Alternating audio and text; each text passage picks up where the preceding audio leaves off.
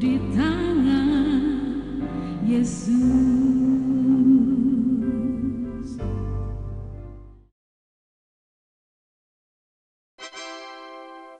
My Salva. Shalom, haleluya. Terima kasih untuk kesempatan yang diberikan kepada saya untuk menyampaikan kesaksian. Tak selalu Tuhan menjawab doa, tapi Dia beri yang terbaik di waktu yang tepat.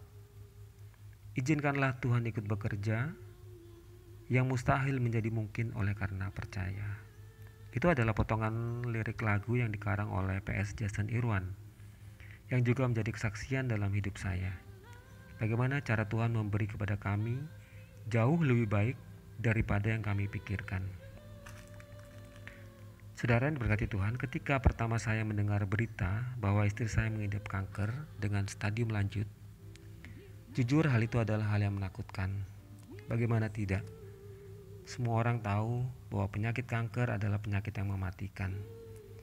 Silent killer, penyakit terminal.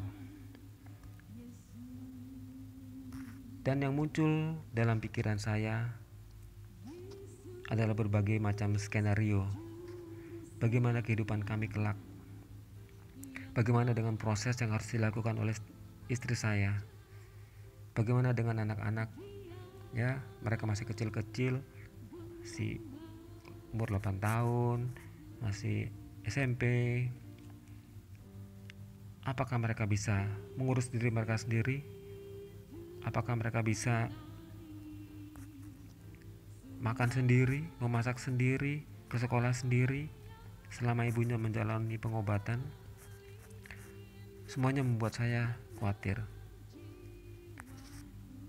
Ada firman di dalam Mazmur 28 ayat 7 yang memberikan kekuatan kepada kami bahwa saya tidak sendirian, tapi Tuhan ada dan memiliki rancangan yang mutlak dalam kehidupan kami sekeluarga.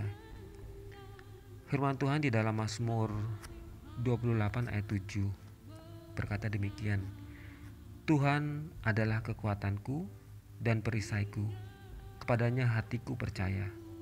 Aku tertolong, sebab itu beria-ria hatiku, dan dengan nyanyian aku bersyukur kepadanya. Firman Tuhan ini benar-benar telah memberikan kami kekuatan, karena Dia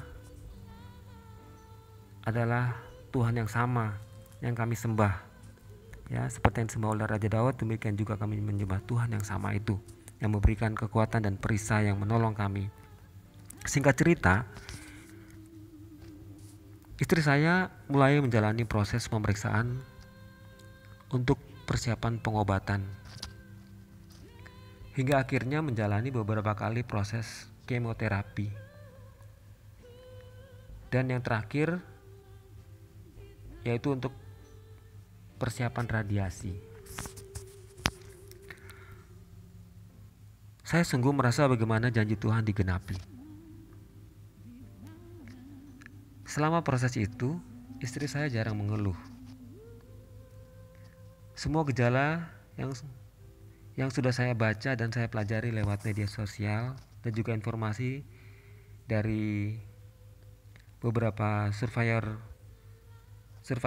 cancer tidak saya temukan dalam istri saya. Yang paling berat hanya mual. Itu pun tidak terlalu berat. Tidak ada keluhan lain yang menghalangi istri saya untuk beraktivitas. Karena menurut mereka yang menjalani kemoterapi, ya, mereka mengalami hal-hal yang sangat berat. Ya, mual, rambutnya rontok, ya, pusing, tidak bisa makan, bahkan ya, banyak yang menjadi kurus. Nah, yang heran,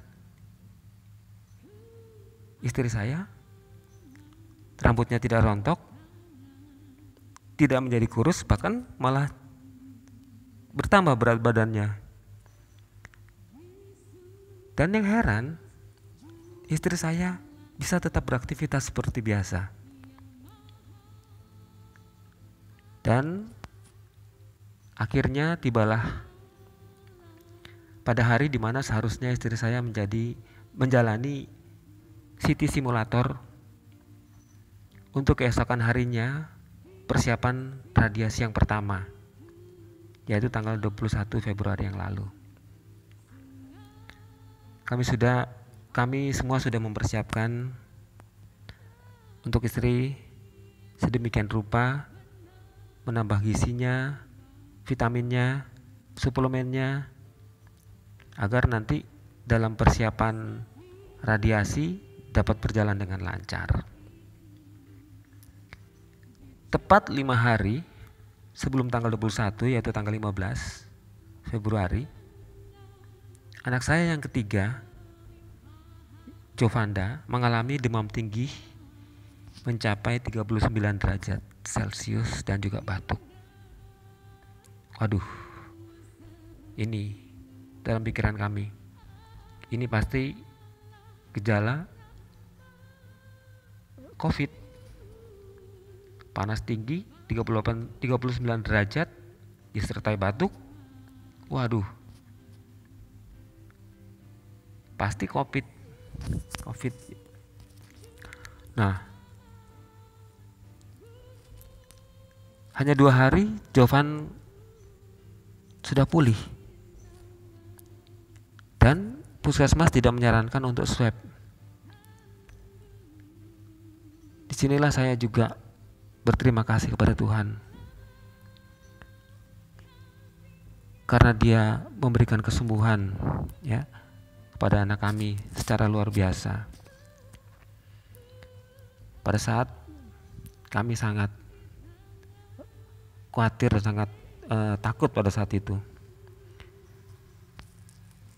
Tiba-tiba sehari sebelum tanggal 21, istri saya juga mulai merasakan gejala yang sama, yaitu demam disertai nyeri telan.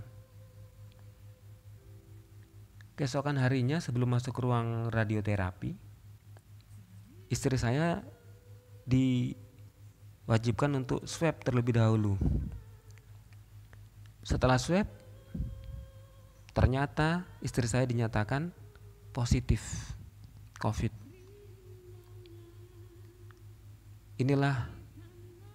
Disinilah kami merasa kaget kembali. Sudah terkena cancer, sekarang terkena COVID. Kami coba bertanya, ya Tuhan, mengapa ini bisa terjadi? Tetapi sekali lagi firman itu memberikan kami kekuatan. Tuhan adalah perisaiku. Kami terus berdoa, kami terus meminta pertolongan Tuhan. Kami mencoba untuk tidak kecewa. Kami coba untuk mulai fokus untuk pemulihan kondisi, pemulihan penyakitnya. Dan kami tetap berserah kepada Tuhan.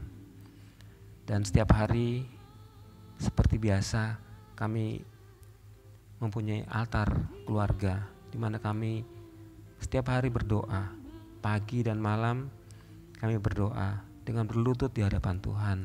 Itu sudah hal yang rutin kami lakukan. Kemudian saya coba pisahkan anak-anak dari ibunya, karena ibunya positif. Saya pisahkan anak-anak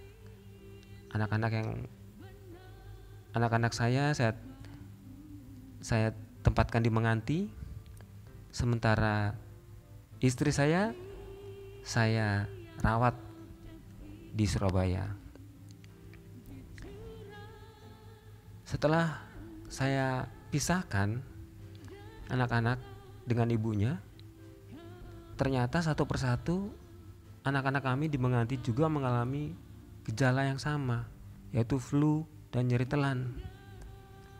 Wah, kami lebih bingung lagi. Bagaimana ini? Mereka di sana hanya anak-anak yang ada di rumah, mereka semua terkena COVID. Akhirnya saya coba, karena sudah sama-sama semua kena COVID, ya saya kembali mengumpulkan mereka. Lebih baik kita tinggal dimenganti saja semua, agar kondisi makanan anak-anak kami sana juga terjamin. Karena istri saya juga tetap bisa beraktivitas seperti biasa. Saya tetap ikut membantu dan menyiapkan semua yang diperlukan, ya, obat-obatan yang diperlukan oleh istri maupun anak-anak. Saya percaya bahwa mereka pasti sembuh, dan saya patut syukuri bahwa selama masa-masa itu, masa-masa mereka terkena COVID, saya sendiri tetap juga dalam pemeliharaan Tuhan dan tetap sehat, sehingga saya tetap bisa masuk ke kerja, ke kantor dengan kondisi seperti biasa. Akhirnya setelah lebih kurang 2 minggu, ya, setelah 2 minggu, ya, anak-anak kami satu persatu sembuh dan mereka bisa kembali beraktivitas seperti biasa. Dan puji Tuhan, tidak lama, tanggal 21 Maret yang lalu, istri saya kembali dijadwalkan untuk CT simulator dan radiasi. Ya, radiasi ini akan berlangsung selama 35 hari ke depan. Ya, dalam 35 hari ke depan ini setiap hari dia harus ke rumah sakit RSAL untuk CT simulator. Disinilah nyata bahwa Tuhan ikut bekerja. Tuhan itu sungguh amat baik. Dia memberikan kepada kami pertolongannya yang luar biasa. Istri saya tidak mengalami gejala berat seperti yang kami bayangkan. Anak-anak juga cukup mandiri selama mereka mengalami sakit, dan mereka juga tidak mengeluh dan membuat kami khawatir. Saya melihat di sini ada campur tangan Tuhan. Tuhan menolong anak-anak di rumah. Tuhan juga menolong istri saya. Bagaimana semuanya proses boleh berlangsung dan berjalan dengan lancar. Dan saya melihat bagaimana Tuhan itu begitu baik mengirim orang-orang yang perhatian. Ya. Tuhan itu mengirim orang-orang untuk mendoakan kami. Tuhan mengirim orang-orang untuk mensupport kami. Kami tidak dapat membalas kebaikan semua hamba-hamba Tuhan dan para sahabat. Tapi saya percaya bahwa Tuhan yang kami sembah ini akan menyertai dan memberkati Bapak Ibu sekalian. Saudara berkati Tuhan, jangan lupakan Tuhan dalam hidupmu. Jangan tinggalkan Dia. Karena ketika saya mengalami semua pergumulan hidup ini, Tuhan itu tidak pernah melepaskan kami. Dia selalu ikut dan memberikan yang terbaik. Dia selalu ikut dalam proses dan memberikan mujizat-mujizat terus menerus, memberikan pertolongannya terus menerus. Tuhan itu adalah perisai kami, di mana kami bisa berlindung daripada semua ini. Hanya Tuhanlah sumber pertolongan kami. Terpujilah Tuhan. Dia adalah perisai dan kekuatan hidupku. Kiranya kesaksian saya dapat memberikan kekuatan bagi kita sekalian. Amin. Tuhan Yesus memberkati.